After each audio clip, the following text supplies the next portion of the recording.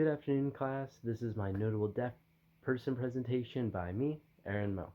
And today we will be discussing Marlee Matlin, a famous deaf American actress and spokesperson and overall idol. We will be covering the topics of early childhood slash growing up, her early exposure to acting at a young age, her education post high school, her career, some of her several controversies, as well as her contributions to society as a whole. In her early childhood, Marlee Matlin was born in the suburbs of Chicago, Illinois, to a Jewish family. She had hearing parents and two older hearing siblings. Her father ran a used car dealership and her mother sold jewelry. At just 18 months old, she lost her hearing due to an illness and several fevers in the past that built up over time, which completely got rid of her hearing. Her parents were inexperienced with deaf people and nonetheless not knowing what kind of education to give their daughter, but that didn't stop them and they did everything they could to give her the best life growing up as possible. They went against doctors' suggestions and instead of putting her in a special school, they enrolled her in a mainstream program with other deaf and hard of hearing kids. Her parents even stated at the time that they could send her to a deaf institutional school, but then who would put her to bed at night? They wanted her to have their own personal time with their daughter. She started learning sign language at 5 years old. Her parents did have struggles with communicating with her at times, but they did their best to encourage her and even tried learning sign language plenty of times. Exposure to acting. Marlee's parents enrolled her in many programs to support their daughter's creativeness.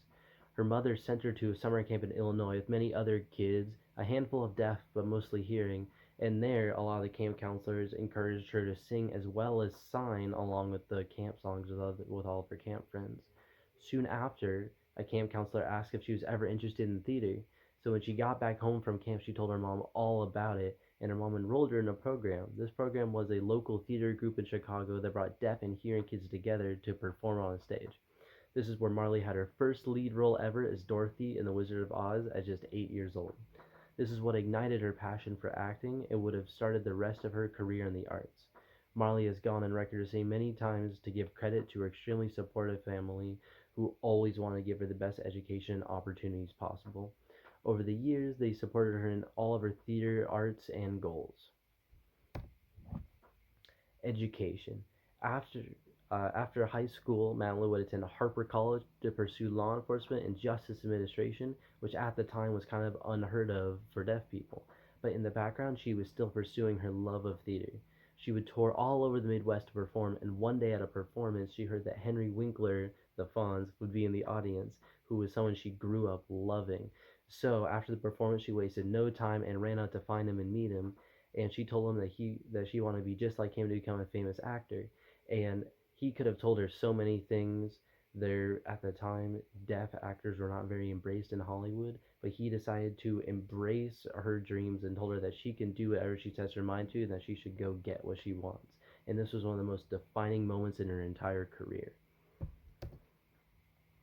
In her career, she would continue performing for a long time until hitting her big break with a play known as Children of a Lesser God. But this performance would be more than just a play. Soon after, it was adapted into a movie, and not too much later, after it was adapted into a movie, they offered her star role once again, but this time made for the big screen, and she'd be seen by everyone, not just small time performers or people going to the theater. And this movie would be when she would win Oscar for the best actress. But this also came with controversies. She won the Oscar for the Best Actress in 1986, as well as a Golden Globe later on. She was the youngest person ever at the time to win the award for Best Actress. But during her speech, she made a choice that would have unforeseen problems with some deaf people in certain deaf communities. During her speech, she chose to speak rather than sign.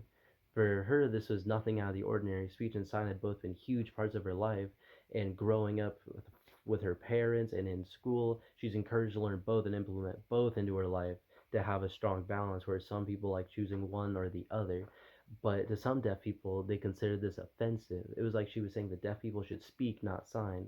But this was never her intent. But there are plenty of deaf people who've been pushed down in their lives and chosen to do one or the other. So when she decided to speak, it really felt like she was saying that, like, this is the way that you have if you want to be a deaf person that's popular, you have to conform, which was a big issue at the time. Some films she was in was Hear No Evil and Children of a Lesser God, as I just talked about, and had a role in the movie Coda, which I'm sure many of you probably watched for your spring break assignment. It's a very good movie.